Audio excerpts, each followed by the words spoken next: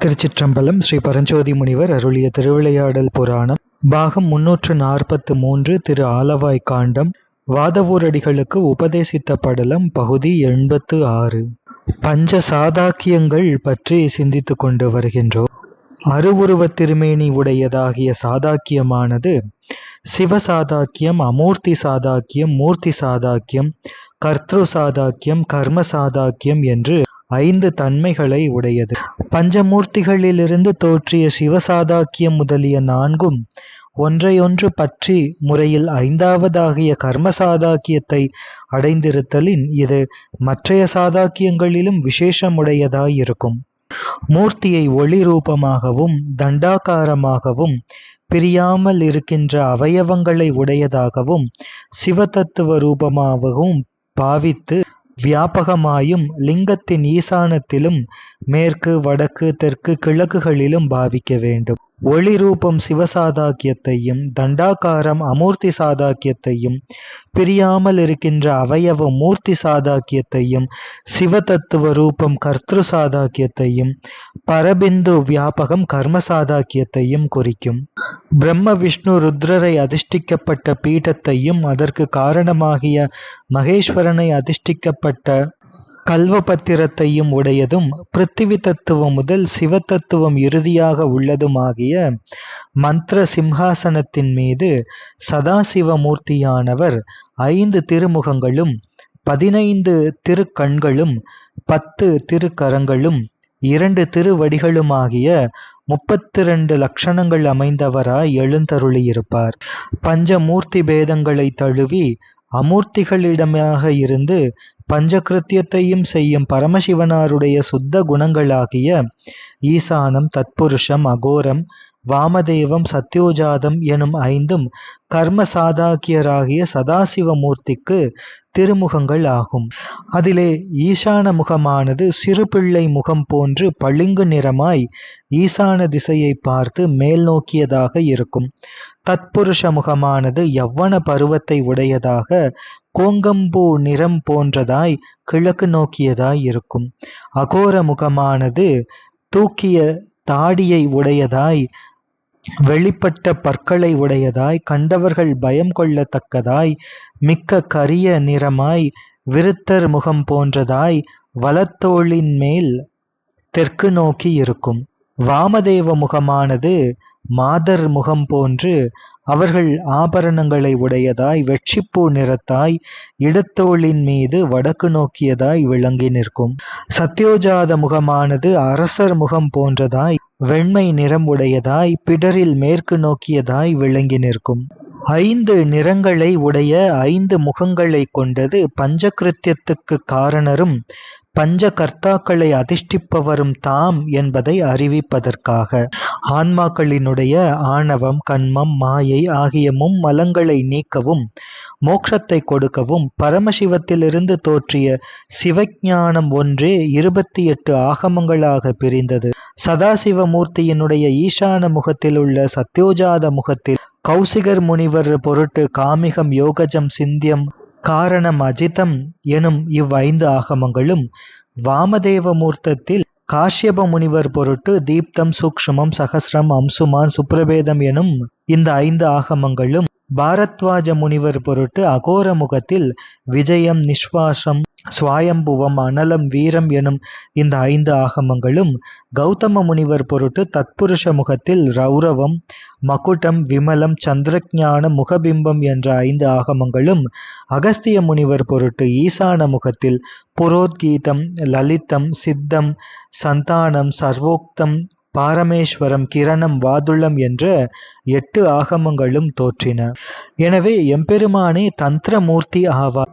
எப்படி என்றால் சதாசிவமூர்த்திக்கு காமிகம் திருவடி, யோகஜம் கணைக்கால், சிந்தியம் திருவடி விரல்கள், காரணம் கெண்டை கால், அஜிதம் முழந்தாள், தீப்தம் தொடைகள், சூக்ஷ்மம் குஹ்யம், சகஸ்ரம் கட்டிஸ்தானம், அம்சுமான் முதுகு, சுப்ரபேதம் கொப்பூழ், விஜயம் வயிறு, நிஸ்வாசம் ஹிருதயம், சுவாயம்புவம் நெஞ்சம், ஆக்னேயம் கண்கள், வீரம் கழுத்து, ரௌரவம் திருச்செவிகள், மகுடம் திருமுடி, விமலம் திருக்கரங்கள், சந்திரஞானம் மார்பு, முகபிம்பம் திருமுகம், புரோத்கீதம் திருநாக்கு, லலிதம் திருக்கபோலம், சிந்தியம் திருநெற்றி, சந்தானம் திருக்குண்டலம், சர்வோத்தம் உபவீதம், பாரமேஸ்வரம் மாலைகள், கிரணம் ரத்னாபரணம், வாதுளம் பரிவட்டம் என்று சொல்லப்படும். காலோக்தம் திருமேல் பூச்சும் மற்றைய உபாகமங்கள் எல்லாம் பரிமள திரவியங்களும் புஷ்பங்களும் சைவ சித்தாந்தமே நைவேத்தியமும் ஆகும். ஆன்மா, மோக்ஷம், மலநாசம். எனவே ஆன்மாக்களினுடைய மலத்தை நீக்கி மோட்சத்தை கொடுப்பது ஆகமம் என்று பொருள்படும். அதோமுகங்கள் நான்கினுள்ளும் தத்புருஷத்திலிருந்து ரிக்வேதமும், அகோர முகத்திலிருந்து யஜுர்வேதமும், வாமதேவ முகத்திலிருந்து சாமவேதமும், சத்யோஜாத முகத்திலிருந்து அதர்வண வேதமும் தோற்றின. வேதத்துக்கு வழிநூல் ஸ்மிருதிகளும் 18 புராணங்களும். இவைகளும் சித்தாந்த சாஸ்திரங்களும் ஆன்மாக்களுக்கு மெய்யறிவை தோற்றுவிப்பதற்குரிய காரணமாகிய சுத்த வித்யா தத்துவத்திலே இருக்கும். அதிலிருந்து பரம்பரையாக மகேந்திரத்தில் வந்து இறங்கி அதிலிருந்து உலகமெங்கும் பரப்பப்பட்டன. இனி அங்கபேதங்கள். அவை அங்கம், பிரத்யங்கம், சாங்கம், உபாங்கம் என்று 4 வகைப்படும். அங்கம் என்பவை சிரஸ், முகம், ஹிருதயம். பிரத்யங்கம் என்பவை மார்பு, கழுத்து, ஸ்தனம், புஜம், நாபி, குஹ்யம், உதரம், கண்கள், நாசி, வாய், காதுகள், கைகள், கால்கள், விரல்கள், தொடைகள், முழந்தாள், கணைக்கால்கள் ஆகிய இவை பிரத்யங்கங்கள் ஆகும். சூலம், மழு, வாள், குலிசம், அபயம், அக்னி, அங்குசம், மணி, சர்ப்பம், பாசம் முதலியவை சாங்கங்கள். வஸ்திரம், உபவீதம், மாலை, கந்தம், ஆபரணம் முதலியவை உபாங்கங்கள். திருவருளை அனுபவிக்கும் போது தற்செயல் தோன்றாது பரவசப்படுவதே சிவனது திருமுடி ஆகும். தன்னை உணர்த்தும் பகுதியாக தாக்குவதான விஷய போகங்களை அவன் அவள் அதுவாய் நோக்கும் இடமெல்லாம் அவர் அனுக்கிரகத்தை கண்டு அனுபவிப்பதே அவரது திருமுகம் ஆகும். முக்தான்மாக்களுக்கு மெய்ஞானத்தை உணர்த்தும் திருவருள் சக்தியே ஹிருதயமாகும்.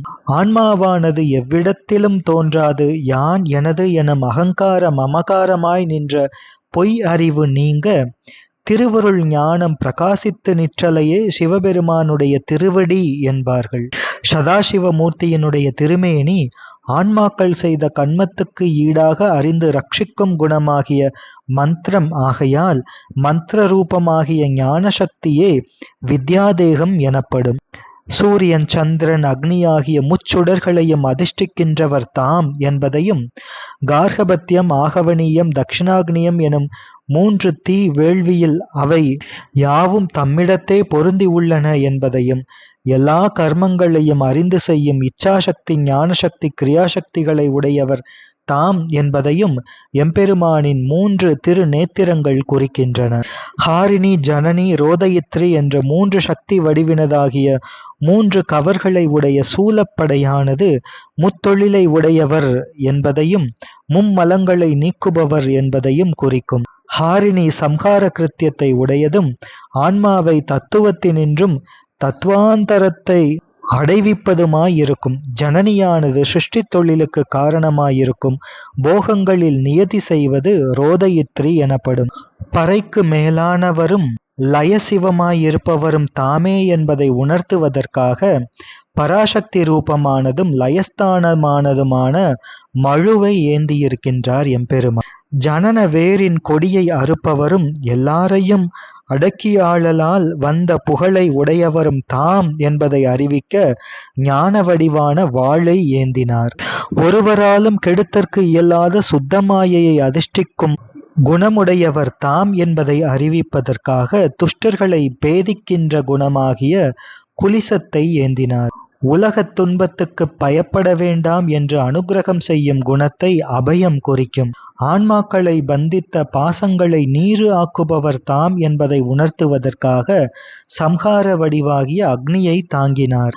விவர்ண குணத்தை உடையவர் என்பதையும் திரோபாவ கிருத்தியத்தை செய்பவர் என்பதையும் அறிவித்தல் காரணமாக அங்குசத்தை ஏந்தினார்.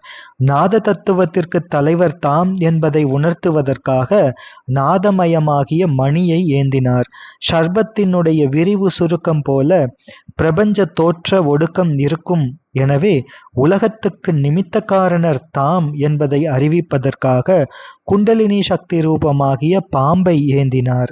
ஆன்மாக்களுக்கு மலத்தை ஊட்டுவிப்பவர் தாம் என்பதை அறிவித்தல் காரணமாக மாயாரூபமாகிய பாசத்தை திருக்கரத்தில் ஏந்தினார். மானினது 4 கால்களும் 4 வேதங்கள் ஆகையால் வேதப் பொருளாய் உள்ளவர் தாம் என்பதை உணர்த்துதல் காரணமாக மானை ஏந்தினார். ஆன்மாக்களின் கண்மத்துக்கு ஈடாக போகமுக்திகளை கொடுப்பவர் தாம் என்பதை அறிவிப்பதற்காக வரதகரத்தை கொண்டார்.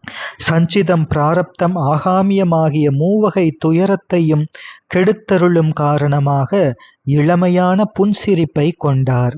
வேதாந்தத்தால் வரும் சிவஞான பொருளாய் உள்ளவரும் அந்த சிவஞானத்தை கொடுப்பவரும் தாம் என்பதை அறிவிப்பதற்காக உபவீதத்தையும், ஞான ரூபியாய் உள்ளவர் தாம் என்பதை அறிவிப்பதற்காக ஞானத்தின் அடையாளமான சிகையையும் கொண்டருளினார்.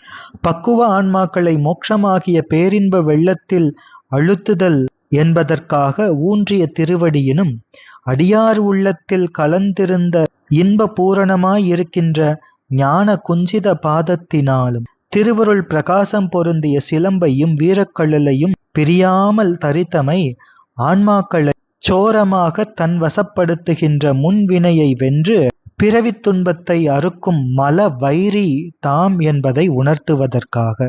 உமாதேவியாரது திருக்கரத்திலிருந்து தோன்றிய கங்கையானது உலகத்தை அழிக்கும்படி வர அதனுடைய வேகத்தை குறைத்து தமது திருச்சடையில் தரித்தார். கங்கையை தரித்தமையால் ஆன்மாக்கள் ஆனந்தக் கடலில் ஆழ்கின்றனர்.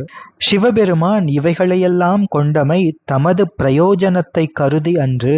எதற்காக கொண்டார் என்றால், ஆன்மாக்கள் அஞ்ஞான வளர்ச்சியினால் நாம் பிரம்மம் என்பதை நினைந்து அகந்தை மனதை கொண்டு நரகத்தில் ஆளாது பதி உண்மைகளை அறிந்து தம்மை அடைந்து உய்யும்படி கொண்ட கிருபையே ஆகும். இனி எம்பெருமான் மந்திரமூர்த்தி ஆவார். உலகத்திற்கு முதற்காரணங்கள் சுத்தமாயை, அசுத்தமாயை, பிரகிருதி மாயை என 3. இவற்றுள் மேலாகிய பிந்துவில் சிவசக்தி சேரப்பட்டு நிற்றலாலும், சிவசக்தி பிரேரித்து பயன் கொடுத்தல் பொருட்டு அதிஷ்டித்தனாலும், மெய்யன்போடு நினைப்பவர்களுக்கு அதனால் போகமோட்சங்களை கொடுத்தலாலும் மந்திர திருமேனியை ஆகமங்கள் விதந்து கூறுகின்றன. முற்பட தோற்றியதனாலும் மந்திரங்களுக்கு மூலம் ஆதலாலும் அவைகளுள்ளும் பஞ்சபிரம்மத்தை திருமேனியாக எம்பெருமானுக்கு விதந்து எடுத்து கூறுகின்றன. ஈசானம் இது எல்லா உலகங்களையும் அனுக்கிரகம் செய்யும் ஐஸ்வர்ய குணத்தோடு கூடியதனாலும் எல்லா மார்க்கத்திற்கும் மேலான இடத்தில் இருப்பதாலும் ஈசான மூர்த்தா எனப்படும். இனி தத்புருஷம் ஆன்மாக்களினுடைய சரீரங்களை அதிஷ்டித்து நின்று ஞானத்தை பிரகாசிக்கச் செய்து மலத்தை நீக்குதலால் தத்புருஷ வத்ரம் எனப்படும். இனி அகோரம் ஞானமாகிய சிவரூபமானது கோரமாகிய மலத்திற்கு விரோதியாயிருந்து அதை சாந்தப்படுத்துவதால் அகோர ஹிருதயம் எனப்படும். அடுத்ததாக வாமதேவம் ஆன்மாக்களது கண்மத்துக்கு ஏற்ப தனு கரண புவனபோகங்களை கொடுத்து தருமம் முதலியவற்றை அனுபவிக்கச் செய்யும் கிருபையானது வாமதேவ குஹ்யம் எனப்படும். அடுத்ததாக சத்யோஜாதம் இச்சாசக்தியினாலே சகலருக்கும் பிரளயாகலருக்கும் உடம்பை உண்டாக்குகின்றமையினாலும், விஞ்ஞான கலருக்கு பைந்தவ சரீரத்தை உண்டாக்குகின்றபடியாலும் தொழிலின் வேகத்தால் சத்யோஜாதம் என்று சொல்லப்படும். இவ்வாறு மிருகேந்திர ஆகமத்திலும் பௌஷ்கர ஆகமத்திலும் கூறப்பட்டது. தொடர்ந்து சிந்திப்போம். திருச்சிற்றம்பலம்.